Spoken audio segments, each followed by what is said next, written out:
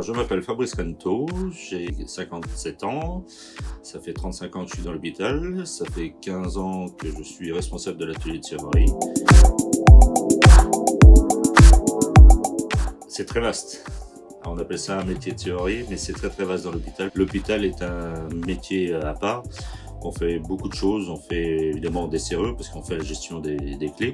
On a à peu près 6000 clés à gérer. On a ensuite tout un lot de matériel qu'on a enregistré sur la GMAO, c'est la gestion de matériel par ordinateur. On a à peu près 2500 matériels.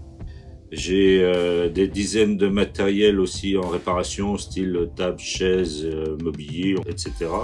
On a des coffres-forts. On a aussi tout ce qui est pieds de perfusion, chariot de médicaments. On va même jusqu'aux jouets pour la crèche, pour les enfants. On s'occupe aussi de la réparation des fois sur l'UCPA par rapport à de l'inox ou de la fabrication de matériel, sur la blanchisserie pour le même prestation. Et ensuite on fait diverses réparations, que ce soit de la soudure inox, acier et aluminium. On fait aussi de la fabrication de pièces, aussi bien en soudure qu'en tournage, fraisage, pour différentes problématiques qu'il peut y avoir dans l'hôpital.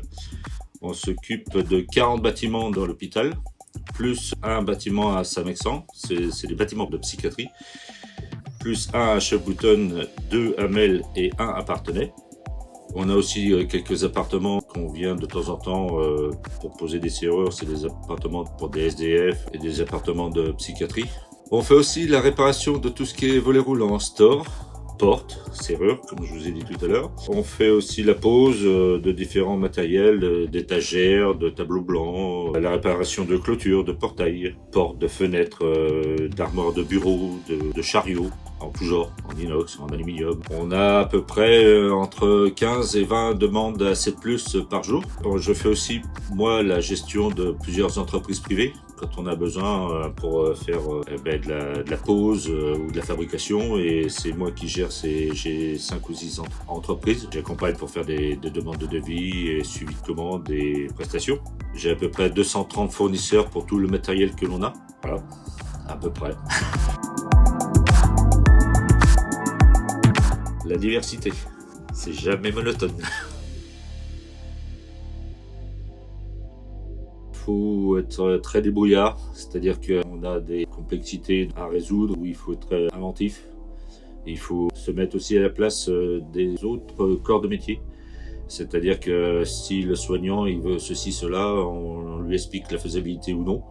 Mais ça peut être aussi par rapport à nos autres ateliers, parce que les autres ateliers ont aussi des contraintes et on doit penser à eux aussi. Il faut toujours qu'on soit sur le fait de penser aux autres aussi, quand on fait quelque chose.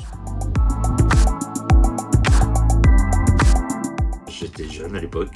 J'ai choisi parce qu'il y avait un poste, j'ai postulé et puis voilà, et puis au fil des années, je suis resté là. On a un métier qui est très diversifié et pour ça on n'a pas le temps de s'ennuyer, comme je vous dis. On est toujours dans un milieu un peu spécial parce que il y a l'humain et pour ça c'est très intéressant. Le cas, une fois en bloc naissance, on m'appelle pour un lit d'accouchement en panne. Alors d'habitude, les lits sont mis de côté dans un couloir ou dans une salle isolée où il n'y a pas de patient dessus. Sauf que quand je suis rentré dans la chambre, la maman était sur le lit, prête à faire son bébé, et le papa à côté.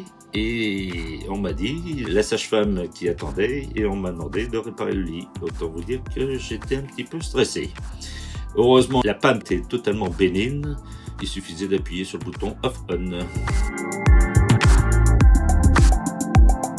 C'est un métier qui est passionnant. J'ai une bonne équipe avec moi. Tous les corps de métier de service technique, parce qu'on a tous les corps de métier du bâtiment dans les services techniques, il y a toujours une entraide entre nous.